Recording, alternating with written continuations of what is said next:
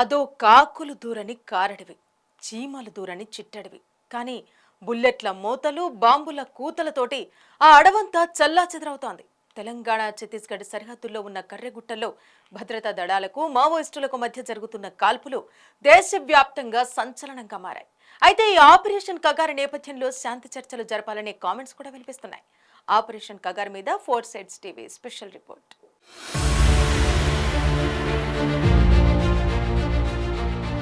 తెలంగాణ ఛత్తీస్గఢ్ సరిహద్దుల్లోని అటవీ ప్రాంతంలో యుద్ధానికి ముందు ఉండే తరహా వాతావరణం కనిపిస్తోంది.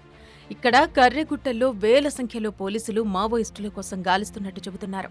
అయితే ఎంతమంది పోలీసులున్నారనే విషయంలో అధికారికంగా ఎలాంటి సమాచారం లేదు. సుమారు వారం నుంచి గాలిలో చక్కర్లు కొడుతున్న హెలికాప్టర్లు, తుపాకీలతో కనిపిస్తున్న పోలీసులు, గూడాలకి పరిమితమైన ఆదివాసీలు, ఇలా ప్రాంతమంతా గంభీర వాతావరణం నెలకొంది. మాకు పేలుళ్ల శబ్దాలు వినిపిస్తున్నాయని పలువురు గ్రామస్తులు స్థానిక మీడియాతో చెబుతున్నారు. ఒకవైపు మోహరిస్తున్న బలగాలు, మరోవైపు అధికారిక సమాచారం లేమితో అనేక వదంతులు ప్రచారంలోకి వస్తున్నాయి.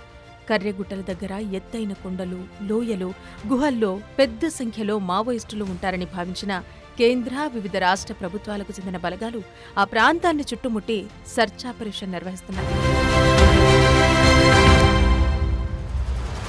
వారం రోజులకు పైగా కొనసాగుతున్న ఈ ఆపరేషన్లో భారీ సంఖ్యలో మృతులు ఉన్నట్టు చెబుతున్నప్పటికీ ఇప్పటి వరకు ఎలాంటి అధికారిక ప్రకటన రాలేదు. కగార్ దాడి నుంచి రక్షణ పొందటానికి మేం కర్రెగుట్టపై బాంబులు అమర్చామని, ఈ విషయం ప్రజలకు తెలియజేశామని, అయినప్పటికీ కొద్దిమంది ఆదివాసీతర ప్రజలను పోలీసులు మాయమాటలు చెప్పి నమ్మిస్తూ డబ్బులిస్తూ కర్రెగుట్టపైకి పంపిస్తున్నారని, ప్రజలారా పోలీసుల వలలో పడి కర్రెగుట్టపైకి రావొద్దంటూ విజ్ఞప్తి చేస్తున్నామంటూ Maoist party Venkatapuram Wazedu area committee కార్యదర్శి శాంతా పేరిట ఓ లేఖ విడుదలైంది.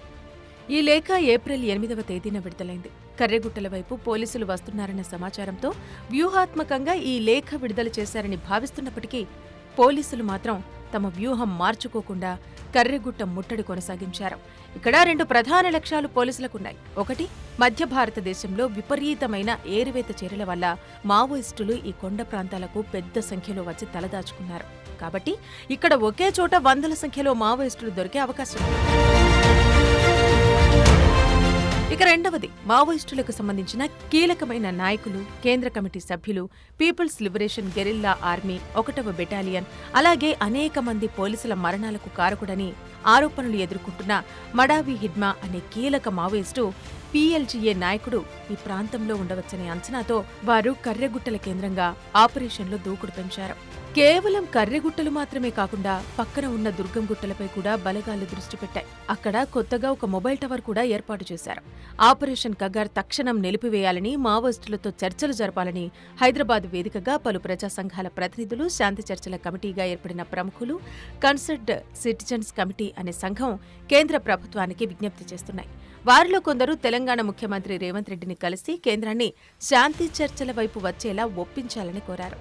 రేవంత్ సానుకూలంగా స్పందించి తాము మంత్రుల కమిటీతో చర్చించి నిర్ణయం తీసుకుంటామని, తాము నక్సల్స్ సమస్యను శాంతి భద్రతల సమస్యగా చూడటం లేదని అన్నారు.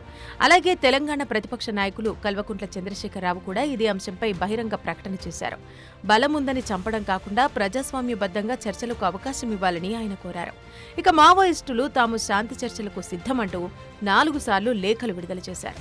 అయితే ఈ శాంతి చర్చలపై భారత ప్రభుత్వం ఎటువంటి స్పందన రాకపోవటం చర్చనీయాంశంగా మారింది.